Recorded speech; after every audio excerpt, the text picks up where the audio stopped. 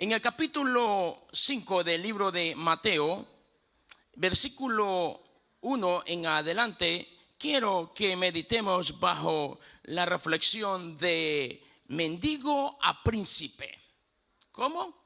De mendigo a príncipe. Ahora, ¿de qué nos está hablando la Escritura? El versículo 1 dice: viendo la multitud, está hablando de Jesús, subió al monte y sentándose vinieron a él sus discípulos. Se apartó con sus discípulos. Versículo 2 dice que empezó a enseñarles y les dijo, la enseñanza empieza en el verso 3: bienaventurados los pobres en espíritu, porque de ellos es el reino de los cielos. Bienaventurados los que lloran, porque ellos recibirán consolación. Bienaventurados los mansos, porque ellos recibirán la tierra por heredad. Bienaventurados los que tienen hambre y sed de justicia, porque ellos serán saciados. Bienaventurados los misericordiosos, porque ellos alcanzarán misericordia. Y el versículo 8 dice: bienaventurados los de limpio corazón, porque ellos verán a Dios. Seguramente los que somos cristianos desde algún tiempo ya estamos muy familiarizados con estos pasajes de las bienaventuranzas. Una enseñanza que Jesús se tomó el tiempo para hablar de cerca, y es la primera enseñanza y con tanta profundidad que Él lo hace para con sus discípulos. Pero no podemos ignorar que vivimos en un mundo que cuando el Señor en el versículo 3, está diciendo bienaventurados los pobres en espíritu, dice porque ellos, dice de ellos es el reino de los cielos. Y muchas personas piensan en este término pobre que se refiere, y precisamente de este versículo es el cual yo quiero anclar mi enseñanza esta noche, sobre por qué nosotros podemos pasar de mendigos a príncipes. Y no le tenga miedo a la palabra, porque luego explicaremos a qué se refiere y usaremos alguna referencia bíblica para saber que Dios en su divina y absoluta voluntad siempre ha tenido un plan perfecto para con el ser humano y siempre ha querido extender la mano y ayudarlo aún en su necesidad. El pasaje que hemos leído es la primera enseñanza que Jesús se toma para hablar con sus discípulos, y está diciéndonos que somos bienaventurados. Diga conmigo, bienaventurado. Y decía que no podemos ignorar el mundo en el cual hoy por hoy estamos viviendo, donde con frecuencia califica y estandariza a las personas por cuantos éstas poseen materialmente hablando. Hay un dicho muy antiguo que seguramente usted lo escuchó, que decía: dime cuánto tienes y te diré cuánto. O sea que parece que nos conocemos desde hace mucho, Ahora, y decía que el mundo en el cual hoy por hoy vivimos tiende a malinterpretar algunas cosas. Mientras el Señor está diciendo que los pobres son bienaventurados, el mundo en el cual hoy vivimos parece que ser bienaventurado es tener riqueza, ser bienaventurado es tener poder, ser bienaventurado es tener conocimiento, ser bienaventurado es tener popularidad. Y no hay nada de malo en todo esto. El problema es que no le demos el lugar que Dios quiere tener en nuestras vidas. Hoy por hoy vivimos en un mundo que, por causa del consumismo, para muchas personas las marcas, la moda es más importante que la planificación familiar desde un punto de vista económico. Para otras personas, lamentablemente, el estatus y los sentimientos son más importantes que la realidad misma que puedan estar viviendo. No todo, de lo que dirían por ahí, lo que brilla es oro. Hay cosas que solo son apariencia.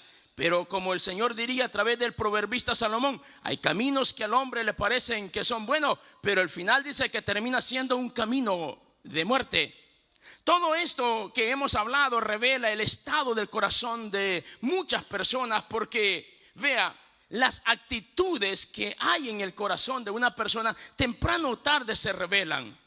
Y hay personas que creen que el valor que se puede adquirir en la vida está determinado por cuánto materialmente nosotros podamos llegar a tener. Para muchas personas la riqueza, el poder, como decía, el conocimiento, la popularidad son sinónimos de felicidad. Sin embargo, podemos ver a través de la Escritura que eso no es así. ¿Por qué? Porque se puede llegar a adquirir tantas cosas en la vida, pero no tener gozo, no tener paz, no tener felicidad. Y el ser humano continúa con un vacío en su corazón, aun cuando tenga muchas cosas materialmente hablando. Por eso en este versículo 3 yo quiero que una vez más, si usted tiene su Biblia abierta, vea lo que el Señor está diciendo acá. Que el verdadero valor no se determina precisamente por los bienes materiales. El Señor está diciendo, y si usted le presta atención, el énfasis que Jesús hace en este versículo no está en lo que el hombre tiene, sino en lo que el hombre es. Lo repito, el énfasis que Jesús hace en este versículo no está en lo que el hombre tiene, sino en lo que el hombre es. Y dice, vea, la característica que el Señor Jesús señala dentro de este pasaje es que bienaventurados, dice, los pobres en espíritu. Diga conmigo, pobres en espíritu. ¿Qué dijo Jesús de ellos? Dice, de ellos será el reino de los cielos. Y para poner en contexto esto del reino de los cielos, esto se refiere a dominio, autoridad, al gobierno de Dios entre nosotros. Cuando Dios gobierna, hay plenitud, hay gozo, hay alegría, hay paz, no hay temor, no hay inseguridad. Y déjeme poner en contexto este pasaje del versículo 3, de qué Jesús está hablando cuando dice, bienaventurados los pobres en espíritu. Cuando Jesús está en el monte de las bienaventuranzas, esto es a las afueras de la ciudad de Capernaum, a unos cuantos metros de la ciudad de Capernaum, muy cerquitita del lago de Galilea. Entonces Jesús está en la región de Galilea y le está hablando a una gente que, de acuerdo al resto de la población, y hablemos de Jerusalén, que está aproximadamente 17 kilómetros de distancia, donde estaba la crema innata de la sociedad política, militar, económica y religiosa. Y Galilea era considerado como la gente más baja.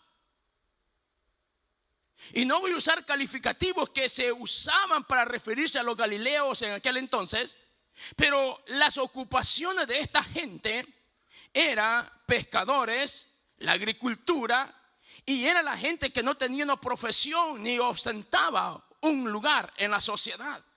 Usted recuerda seguramente en Hechos capítulo 2, cuando el poder de Dios se manifiesta en la primera iglesia, en la iglesia primitiva, y de repente dice la escritura que vino sobre ellos el Espíritu Santo y le fueron dadas, dice, lenguas como de fuego, y ellos hablaron en otras lenguas. ¿Alguien recuerda el pasaje?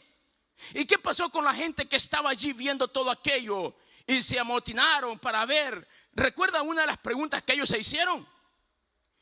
Ellos dijeron, ¿acaso no son estos todos galileos?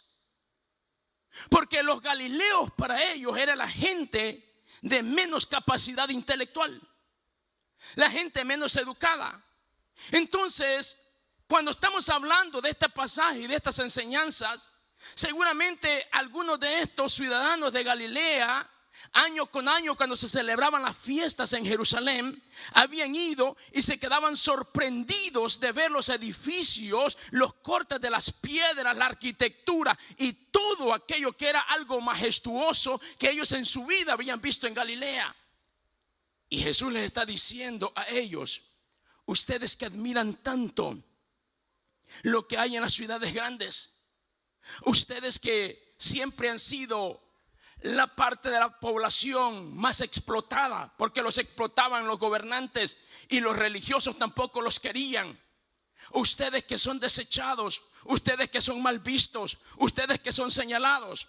¿Cuántos de nosotros, de los que estamos aquí esta noche, nos hemos sentido en algún momento que por venir de X país, por venir de X familia, por venir de X trasfondo social, no podemos aspirar a tener, a hacer, a realizar? Y muchas veces eso viene y nos afecta a un punto que no creemos poder sobresalir. A esta gente a la cual Jesús les está hablando y le está diciendo: ustedes que en dado momento se han sentido que nunca podrán llegar allá, que nunca serán igual que ellos, yo les quiero decir que porque me tienen a mí entre ustedes, ustedes son bienaventurados. Ustedes tienen acceso al reino mismo de los cielos, al gobierno de Dios, a la plenitud de Dios, al propósito de Dios. ¿Cuántas personas se han sentido frustradas en la vida por la forma como los han tratado, los han estigmatizado? Porque les han dicho: no sabes ni hablar, no puedes leer, no puedes escribir. Y sabrá Dios cuántas cosas más hemos tenido que bregar en la sociedad. Algunos porque somos inmigrantes, algunos porque el estatus migratorio no es regulado ya, y tantas cosas los oprimen y se sienten como se sentían los galileos de aquel entonces, que ellos solo eran buenos para proveer un servicio, ellos solo eran buenos para trabajar en la agricultura, ellos solo eran buenos para ir al agua a pescar, pero ellos no podían soñar siquiera con ir al templo, porque al templo solo entraban los privilegiados. Al templo solo entraban aquellos que tenían los medios, los recursos para ir, aquellos a quienes el sistema religioso habilitaba para poder entrar. Recordemos que a la orilla del templo allí estaba un estanque y había un hombre del cual Dilcia nos hablaba, que tenía 38 años. Él solo veía cómo la gente entraba al templo, pero él no podía entrar. ¿Cuántas personas han vivido toda una vida queriendo y no poder, intentando pero nunca realizar? A esa gente es la que Jesús le está hablando y a la cual está hablando el día de hoy. No importa tu pasado, no importa lo que haya sucedido con tu vida, no importa cómo te hayan tratado, no importa cómo te hayan visto. Yo quiero que sepa que el reino de los cielos te pertenece y eres un bienaventurado, eres una bienaventurada. Eso es lo que Jesús está hablando a esta gente que ha sido vista de menos, a esta gente con la cual la sociedad no le va muy bien relacionarse con ellos. A esta gente fue la que Jesús eligió para ir y enseñarles esta gran verdad y decirle: es cierto que para la sociedad ustedes no representan mucho, pero yo los elegí a ustedes para venir y revelarles la verdad del reino, porque el reino transforma, cambia, bendice, no hace excepción de personas. Esto es lo que Jesús está hablando. No está hablando de una pobreza material o de una pobreza financiera, sino una pobreza espiritual. Existen varias palabras en la Biblia para hablar acerca de pobre o referirse a este término. Como le decía, seguramente usted recordará la historia del capítulo 16 del libro de Lucas, cuando encontramos la historia de un hombre rico y un hombre muy pobre, que su nombre era Lázaro. ¿Recuerda la historia? Y la historia dice que Lázaro era un pobre, desprotegido, un hombre vulnerable, y le dan el calificativo de mendigo por estar en aquella condición. Es la misma palabra que se utiliza aquí para referirse a Lázaro, la misma palabra que Jesús utilizó en Mateo 5:3. Está hablando de aquella gente que no tenía un lugar. Pero a mí me fascina lo que Jesús nos enseña, porque cuando yo trato de entender a mayor profundidad lo que el Señor está diciendo de mí, de usted y de nuestro futuro, eso a mí me llena de gozo, de alegría, de fe y esperanza. Porque cuando yo leo la historia de Lázaro, es cierto, dice, había un hombre muy rico, muy adinerado, pero en contraste había un hombre necesitado, un hombre desamparado por su familia, un hombre que no tenía nadie quien velara por él y por sus necesidades, un hombre que necesitaba de lo más básico, pero que tenía una fe en su corazón porque había creído en el Dios de la gloria. Y si bien es cierto, él murió en esa necesidad, pero nunca negó la fe. Es que cuando tú te aferras a la promesa, va a pasar lo mismo que pasó con Lázaro. Cuando él murió, ángeles del cielo vinieron y lo llevaron, porque perseveró hasta el final. Cuando la iglesia, el creyente, persevera hasta el final, aun cuando la realidad en este mundo sea difícil, los cielos se abrirán y te recibirán, amado mío. Por eso tú tienes que saber que aun cuando aquí en la tierra tengas que pasar por momentos difíciles, complicados e incomprensibles, en el cielo se está preparando un banquete para el día de tu llegada. A usted que le invitaron el día de hoy, usted dice: pero yo no tengo acceso. El Señor te dice: eres bienaventurado porque estás aquí esta noche. El Señor no está hablando de una pobreza material, sino de una pobreza espiritual. Y cuánta urgencia hay de hablar de este estado espiritual en el cual nuestro mundo vive hoy por hoy. Usted y yo sabemos que somos seres tripartitos, alma, cuerpo y espíritu, ¿cierto? Y nosotros tenemos que saber que con nuestro cuerpo nos movemos, pero con nuestro alma sentimos.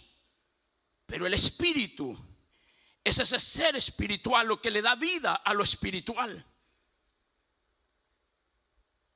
Y el día que el ser humano muere, Eclesiastés capítulo 12 dice que el cuerpo regresa a la tierra y el espíritu regresa a Dios. Pero el alma del ser humano va a un determinado lugar. Que cuando recibió a Cristo en su corazón, la Biblia declara y dice que va al paraíso, un lugar de descanso eterno. Pero cuando el hombre, el ser humano, no reconoció a Cristo como Señor y Salvador, la Biblia también describe que el lugar de destino para estas personas es el infierno, un lugar de tormento, de castigo, de confusión perpetua, como dice Daniel capítulo 12. Entonces, cuando el Señor dice, esta es la realidad, este es el estado en el cual la gente está, hay necesidad espiritual, que comprendan, que entiendan la realidad de la vida. Un día todos moriremos. ¿Sabía usted cuál es el promedio o el porcentaje, la posibilidad de que el ser humano muera? De 10 que nacen, 10 que mueren. Y el único requisito para morir es estar vivos. Y si usted está vivo y yo estoy vivo, somos candidatos a un día enfrentar esa realidad. Pero el problema no es cómo se muere, sino cómo se resucita. Porque todos resucitaremos. Y Daniel capítulo 12 declara y dice que unos resucitarán para vergüenza y confusión perpetua, pero otros dice que resucitarán para ser condecorados, para ser recibidos, para ser premiados. Yo quiero ese día poder saber que todos los que aquí estemos, al final de la trompeta, el Señor nos llame a todos y nos diga: en lo poco fuiste fiel, en lo mucho te pondré. Jesús está hablando a una comunidad que quizás ya había perdido toda esperanza por las cosas que han sucedido y que está herida, maltratada. Pero Él ve la necesidad interna y se toma el tiempo para hablarles palabras tan sublimes. Y me llama la atención cuando usted ve las bienaventuranzas, porque el Señor parte con algo tan importante, tan esencial. Y en una ocasión futura seguramente hablaremos del resto de las bienaventuranzas. Pero lo primero es lo primero. Diga conmigo, lo primero es lo primero. Jesús primero trató la necesidad espiritual del ser humano. Jesús después trata otras cosas importantísimas dentro de las bienaventuranzas. Pero lo primero es la parte espiritual. Porque usted y yo somos seres espirituales y un día moriremos, y el Señor quiere asegurarse que el ser humano pueda entender que el final de nuestra existencia no se determina aquí en la tierra, sino en la eternidad. Por eso Eclesiastés capítulo 3 verso 11 dice que Dios puso eternidad en el corazón del hombre. Muchas personas son de la creencia que el día que mueren allí se termina todo. Pero permítame decirle que hasta los ateos, en el momento del hecho de su muerte, sienten inseguridad de todo lo que ellos creyeron, porque algo dentro de sí dice que la vida no termina después de la muerte. Por eso los que creen en la reencarnación creen que hay algo después de la muerte. Por eso creen en la reencarnación. Cuando tuvimos la oportunidad de estar en Egipto y visitar estas pirámides faraónicas, me llamó la atención uno de los conceptos que ellos tienen. Que bueno fuera que toda la cristiandad lo viera como tal. Ellos procuraban vivir la vida tan rectamente porque sabían que después de la muerte había otra vida, y que la otra vida se determinaba en la forma como se viviese en base a la conducta de esta vida. Por lo tanto, todos trataban de vivir bien, porque sabían que había otra vida. Hermano, amigo, tú que estás acá, La muerte no es más que el cese de las actividades físicas, pero la vida continúa porque Dios puso eternidad en el corazón del hombre. La pregunta es: ¿dónde vamos a pasar la eternidad? Job se preguntó y dijo: Señor, ¿hay vida después de la muerte? El salmista David, entendiendo que la vida es un regalo de Dios, también se preguntó y sabía que un día moriría, y le dijo a Dios: Señor, ¿será que me puedes decir cuál es el final de mis días? Estaba interesado. ¿Por qué? Porque él quería vivir rectamente, porque un día sabía que moriría y se enfrentaría al juez que juzgará a los vivos y a los muertos. Por eso también Jesús, en el capítulo 13 del libro de Lucas, le preguntan algo relacionado acerca de ¿quién se salvará? ¿Cuántos serán los que se van a salvar? Mire, yo creo que todo ser humano se pregunta estas cosas. ¿Cómo será el día que yo me muera? ¿Qué va a pasar después de que yo me muera? ¿Será que me voy a salvar? Algunos creen que porque hemos sido lo suficientemente buenos, porque hemos creído en Dios, y qué bueno que tenemos ese principio, que creemos en Dios, pero la palabra del Señor nos enseña que no precisamente el hecho de creer en Dios nos garantiza que seremos salvos. Hay personas que dicen: pero yo no veo que yo tenga que hacer esto o aquello. Si yo no me meto con nadie, yo no hago nada de malo. Eso es lo que nosotros podemos llegar a creer. Pero ¿sabía usted que Dios le dio mandamientos a su pueblo? Y uno de los mandamientos que Dios a través de la Escritura nos dice es: no mentirás. Le pregunto a usted que nos visita el día de hoy, usted que está a través de los medios, ¿usted ha mentido alguna vez de casualidad? Otro de los mandamientos que el Señor dice: no tomarás el nombre de tu Dios en vano. ¿Usted ha escuchado personas que dicen: te lo juro por Dios? Están jurando por Dios mismo algo. Y la Biblia nos dice que no debemos de hacer tal cosa.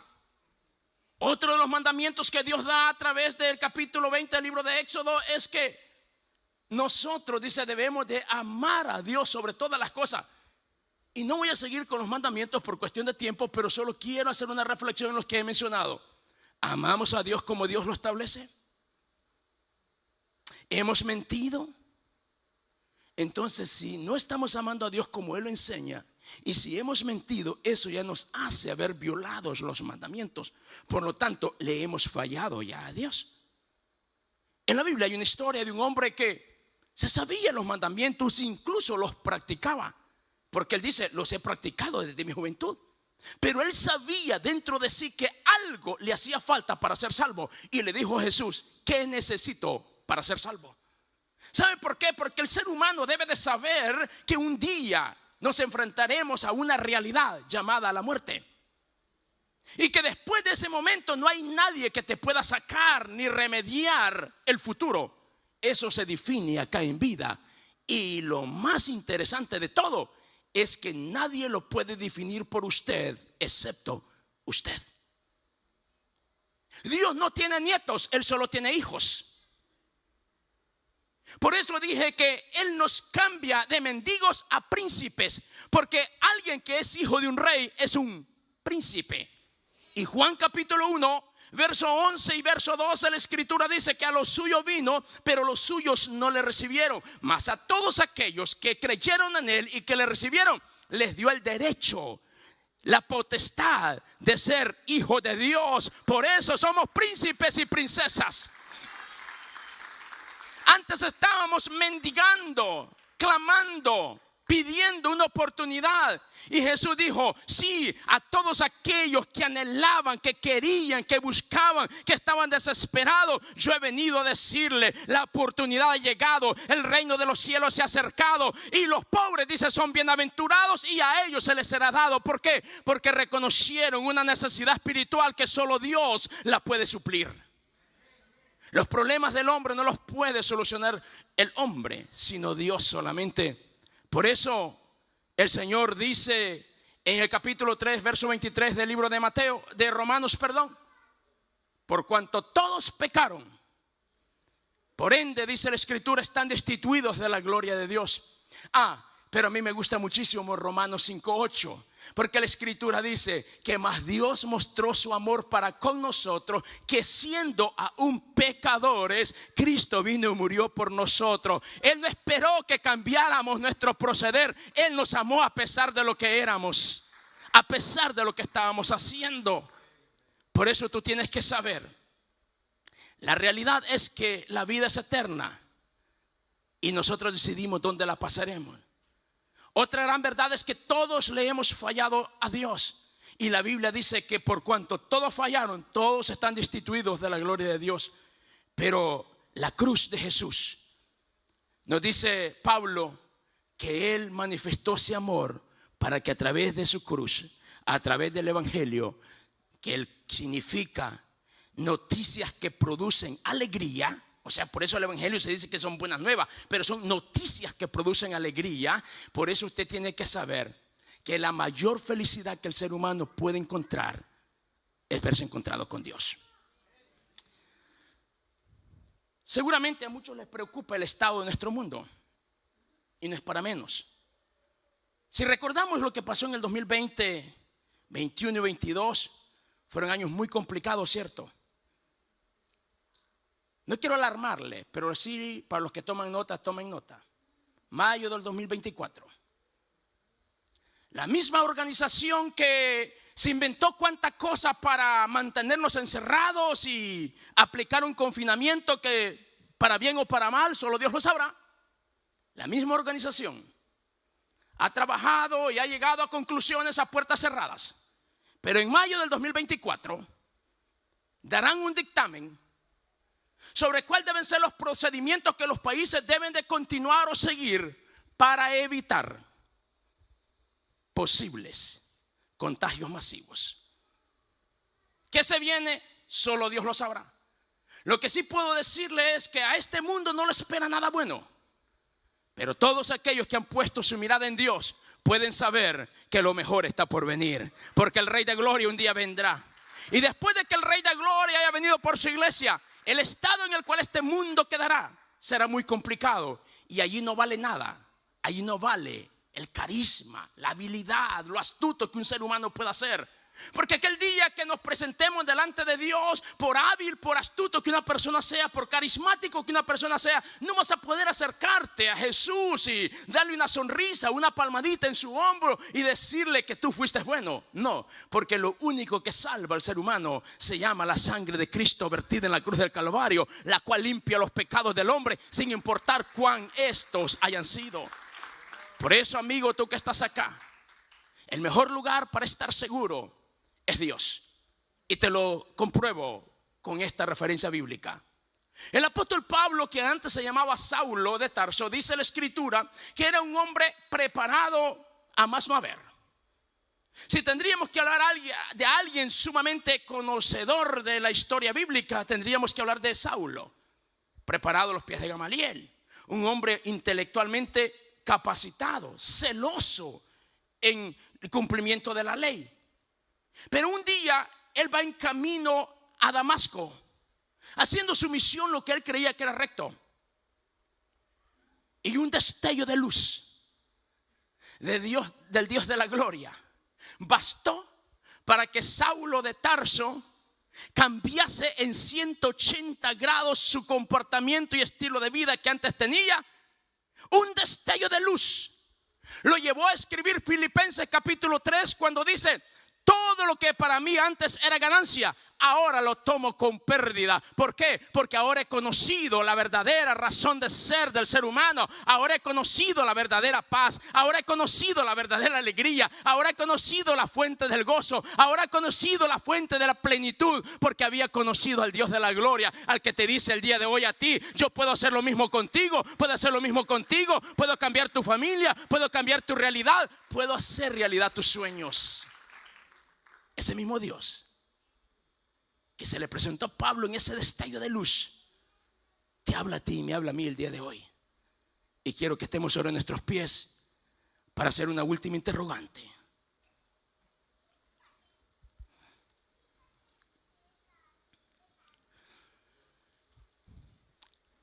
La Biblia describe que las cosas que pasarían en los tiempos finales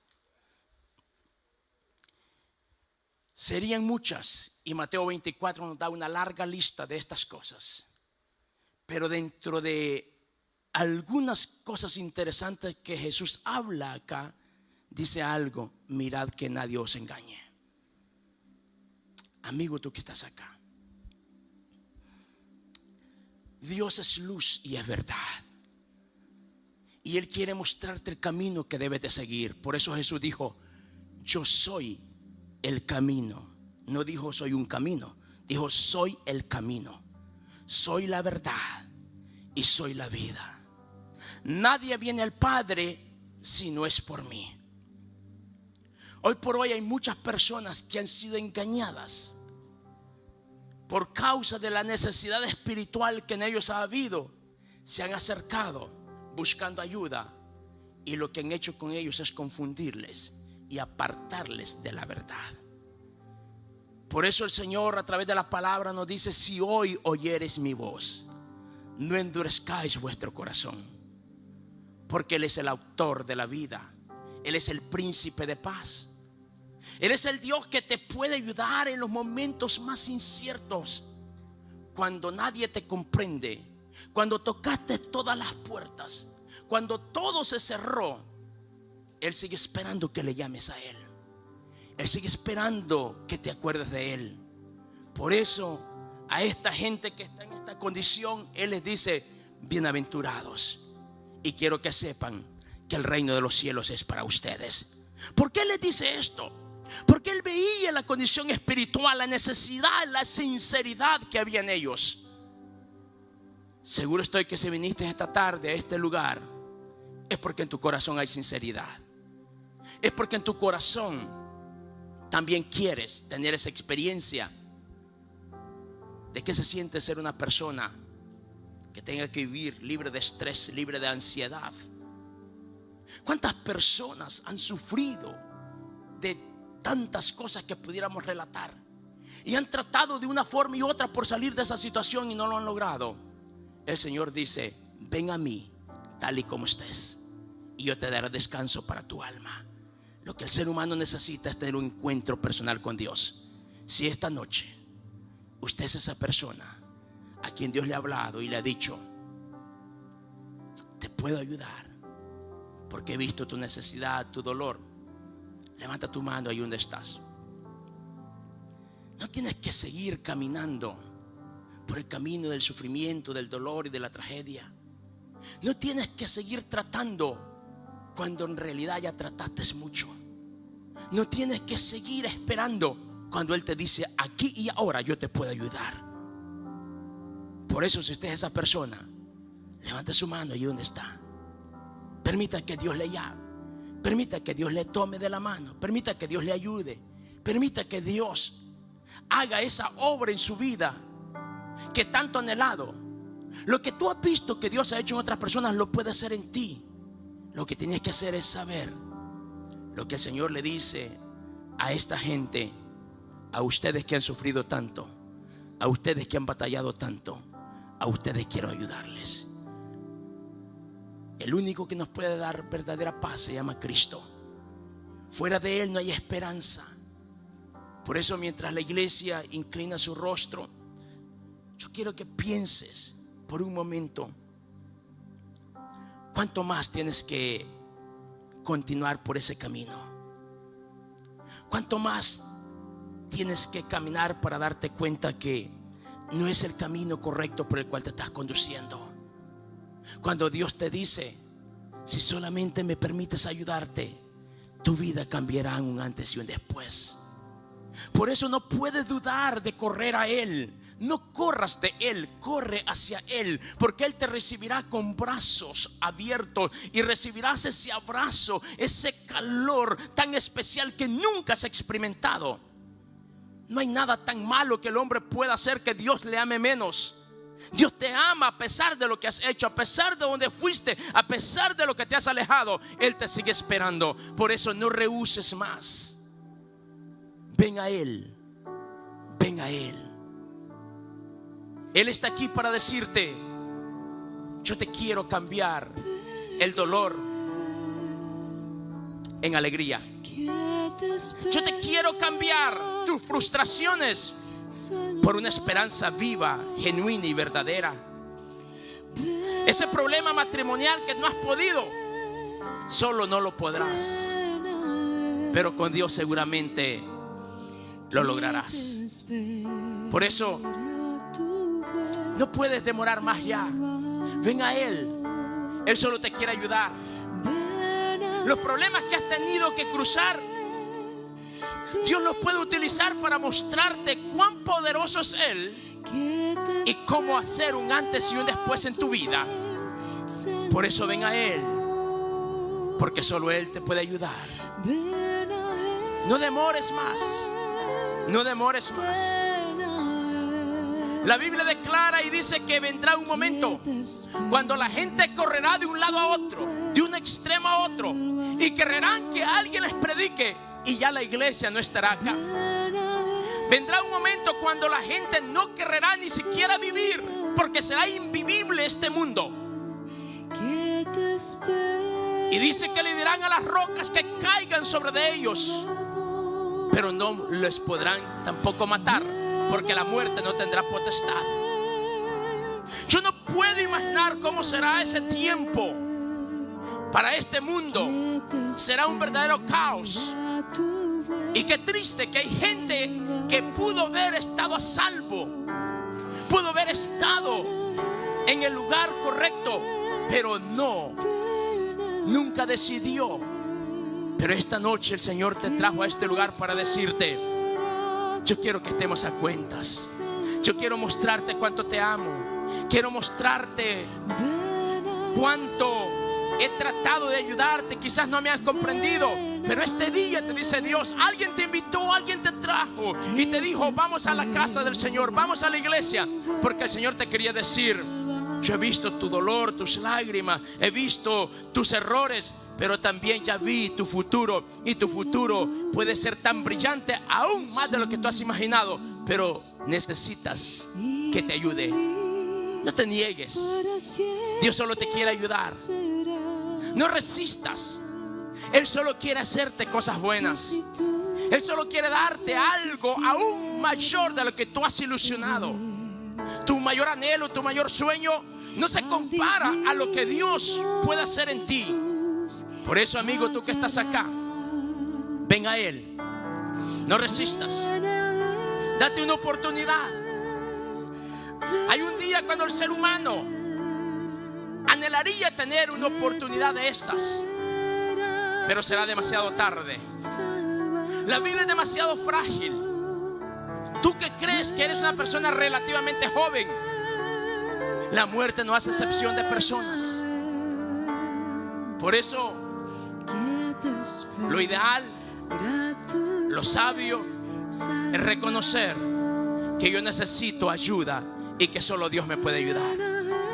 Que por mí mismo yo no puedo, pero con Él seguramente podré. Por eso tienes que decir y valientemente tomar ese paso de fe y decir: yo voy por más en la vida. Oh, gloria a Dios. Fuerte ese aplauso al Señor. Ven a Él. Ven a Él. No te quedes en el dolor, no te quedes en el sufrimiento, no te quedes viviendo. El dolor no se hizo para ti. El fracaso no es para ti. Dios te saca de ese estado depresivo.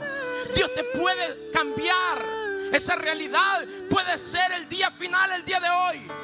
Tus lágrimas cesarán si solamente vienes a Él. Oh, aleluya. Alguien tiene que decir: yo no me voy como vine a este lugar. Yo no me voy como vine. No resistas al llamado, no resistas al amor. Nadie te ha amado como Él te ha amado. Nadie te ha amado como Él te ha amado. Él no solamente te dijo, Él también te lo demostró. Y el día de hoy el Señor te está diciendo: hijo mío, hija mía, no camines ya por el camino del sufrimiento, del dolor, lo cual lleva al fracaso, al tormento y lo peor, a la muerte eterna. Pero tú que estás aquí el día de hoy, estás a tiempo de salir de esa condición y decir: Señor, yo necesito una intervención en mi vida. Reconozco que te necesito. Y Él está aquí para extenderse su mano y decirte: yo te quiero ayudar. Yo te quiero ayudar. Alguien más necesita. Alguien más necesita. Alguien más necesita venir y decirle: Señor, ya no quiero caminar distante de ti, quiero caminar cerca de ti. Ya no quiero seguir escuchando solamente lo que tú haces en otras personas. Lo quiero experimentar yo, Señor. Como Pablo,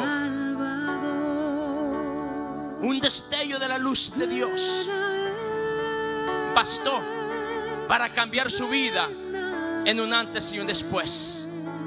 Nunca más fue el mismo. Lo que antes era, dijo, lo tomo por basura, porque lo que estaba viviendo era algo tan pleno, algo tan real, era algo tan tangible. Has escuchado de la paz, pero Dios quiere que la experimentes. Has escuchado acerca del verdadero amor, pero no lo has conocido, porque lo que has creído que es amor se tornó en un engaño, en una traición, en una frustración. Pero Él te dice: el verdadero amor soy yo, quien te amo tal cual sos, quien no te cuestiono por tu pasado, pero te quiero dar la mano para decirte: conmigo vas a poder, conmigo lo vas a lograr, conmigo vas a ver que las cosas son diferentes. Por eso, tómate de la mano de Dios y tu vida nunca más será igual. Tu vida nunca más será igual.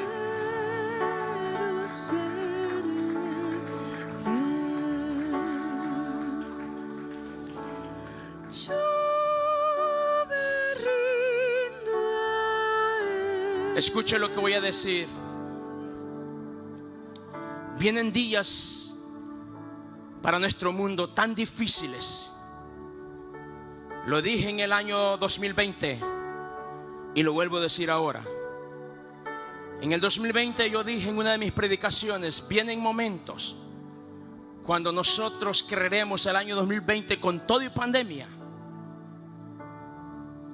porque lo que en el futuro se viene es muy difícil, muy complicado, y el único lugar donde se puede estar a salvo es en Dios.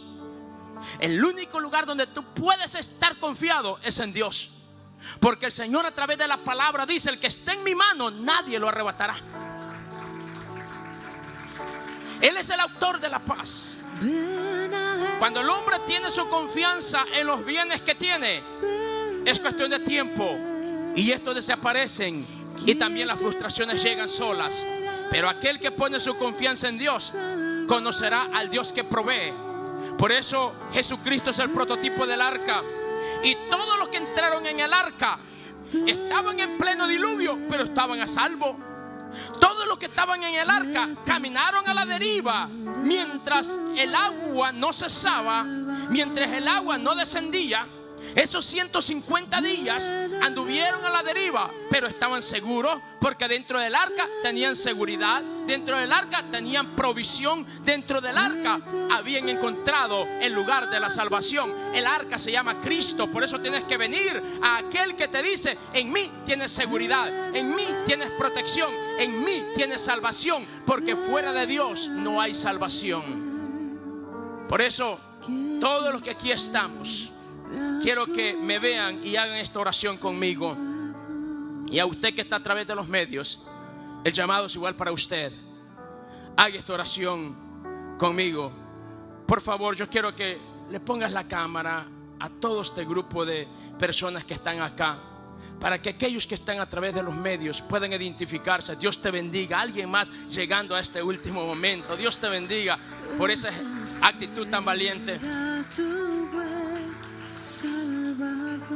Esas lágrimas que estás derramando acá en el altar es la evidencia que en ti hay un genuino arrepentimiento. Es la evidencia que tú reconoces qué es lo que aquí está pasando. El Señor dice que debemos de arrepentirnos de lo que antes hacíamos o éramos. Y cuando nosotros nos arrepentimos al punto que nos duele por lo que hicimos y somos conviccionados por Dios de nuestro pasado, de nuestro error, el Señor te dice: ahora permíteme darte ese abrazo de bienvenida y decirte: eres hijo especial para mí, eres hija especial para mí, te he amado y estaba esperando este momento para decirte que eres especial. Si nadie te lo ha dicho, el Señor te lo dice esta noche: sos especial para Él. Haz esta oración conmigo y dile: Señor Jesús, reconozco que soy pecador. Perdona, Señor, todos mis pecados. Escribe mi nombre en el libro de la vida. A partir de hoy, mi vida será diferente, porque ahora viviré para ti. Y tu palabra dice que el reino de los cielos es para mí, y yo lo creo. Ahora seré gobernado y guiado por medio de tu Espíritu Santo, en el nombre de Jesús. Amén y amén. ¿Por qué no le damos un fuerte aplauso al Señor por la vida de cada uno de ellos?